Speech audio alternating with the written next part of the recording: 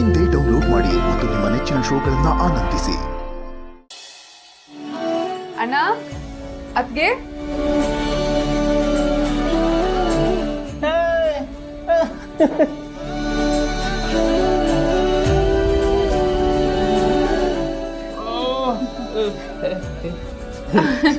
ಅದಕ್ಕೆ ಹೇಗಿದ್ದೀರಾ? ಚೆನ್ನಾಗಿದ್ದೀನಿ. ಸಿದ್ದಣ್ಣ ಚೆನ್ನಾಗಿದ್ದೀರಾ? ಚೆನ್ನಾಗಿದ್ದೀರಮ್ಮ, ನೀವು ಚೆನ್ನಾಗಿದ್ದೀರಾ? ವೆಂಕಣ್ಣ ಆರಾಮಿದ್ದೀರಾ?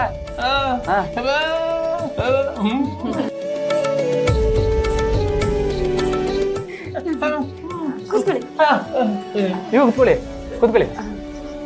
ಎಲ್ಲಿ ಅಪ್ಪ ಅಮ್ಮ ಕಾಣಿಸ್ತಿಲ್ಲ? ಅವರು ದೇವಸ್ಥಾನಕ್ಕೆ ಅಂತ ಹೋದ್ರು, ಇನ್ನೇನ್ ಬಂದ್ಬಿಡ್ಬೋದು. ನೀವು ಕೂತಿರಿ, ಕಾಫಿ ತರ್ತೀನಿ. ಚಲೋಕ ಕಾಫಿ ಏನ್ ಬೇಡ, ಬನ್ನಿ.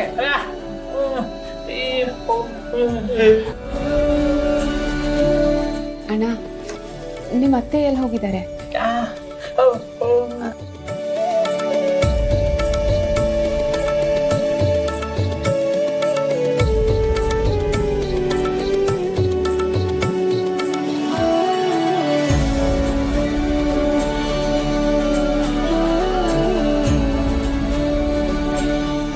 ಅಣ್ಣ, ಅಪ್ಪ ಅಮ್ಮ ಇಲ್ಲಿರೋದು ನಿಮಗೇನಾದರೂ ತೊಂದರೆ ಆಗ್ತಿದ್ಯಾ? ಹಾಗೇನಾದರೂ ಇದ್ರೆ ಹೇಳಿ, ಬೇರೆ ಯಾವುದಾದ್ರೂ ವ್ಯವಸ್ಥೆ ಮಾಡೋಣ.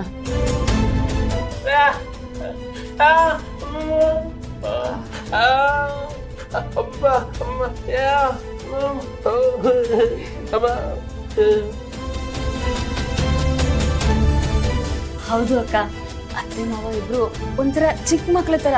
ಹೊಟ್ಟೆ ತುಂಬಾ ತಿನ್ನಿ ಅಂದ್ರೆ ಇಷ್ಟಿಷ್ಟೇ ತಿಂತಾರೆ. ಚಿಕ್ಕ ಮಕ್ಳಾದ್ರು ನಂಗೆ ಅದ್ ಬೇಕು ಇದ್ ಬೇಕು, ಅದ್ ಬೇಡ ಇದ್ ಬೇಡ ಅಂತ ಹಠ ಮಾಡ್ತಾರೆ. ಆದ್ರೆ ಅತ್ತೆ ಮಾವ ಹಂಗೇನಿಲ್ಲ. ಪಾಪ, ನಾನೇ ಅವ್ರ ಹಿಂದೆ ಬಿದ್ದು ಊಟ ಮಾಡಿ ಅಂತ ಹೇಳಿದ್ರು ಸರಿಯಾಗಿ ಊಟನೇ ಮಾಡಲ್ಲ. ಆದ್ರೂ ನಮ್ಮ ಮನೇಲಿದ್ರೆ ಅವ್ರಿಗೇನೋ ಒಂಥರ ಸಂಕೋಚ ಅನ್ಸುತ್ತೆ.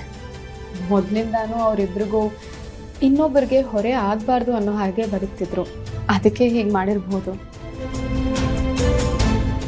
ಅದರಿಂದ ನಿಮಗೇನಾದರೂ ತೊಂದರೆ ಆಗ್ತಿದೆಯಾ? ಅಕ್ಕ, ನೀವ್ ಯಾಕೆ ಪದೇ ಪದೇ ತೊಂದರೆ ಆಗ್ತಿದ್ಯಾ ಅಂತಾನೆ ಕೇಳ್ತಿದ್ದೀರಾ? ನೀವ್ ಹಂಗ್ ಕೇಳ್ತಾ ಇದ್ರೆ ನಾವು ಮೂರನೇವ್ರು ಅಂತ ನಮ್ಗೆ ಅನ್ನಿಸ್ತಿದೆ. ಇನ್ನೊಂದ್ಸತಿ ಹಂಗೆಲ್ಲ ಕೇಳ್ಬೇಡಿ.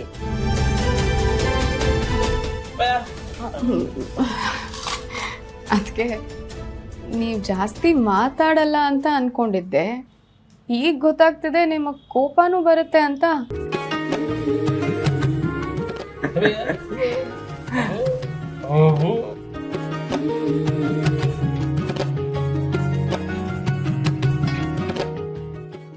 ಅಕ್ಕ, ಇದೇನ್ ಕೋಪ ಅಲ್ಲ, ನೀವು ನಮ್ಮನ್ನ ಅರ್ಥ ಮಾಡ್ಕೋತಿಲ್ವಲ್ಲ ಅಂತ ಬೇಜಾರು ಅಷ್ಟೇ.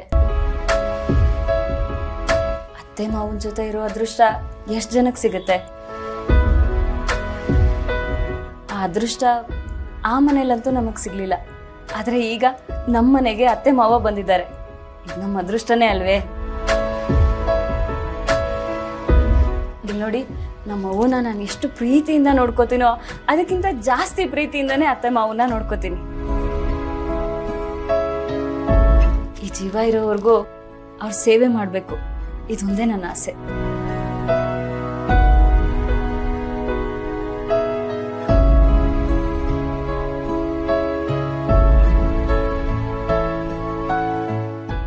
ಲಕ್ಷ್ಮೀ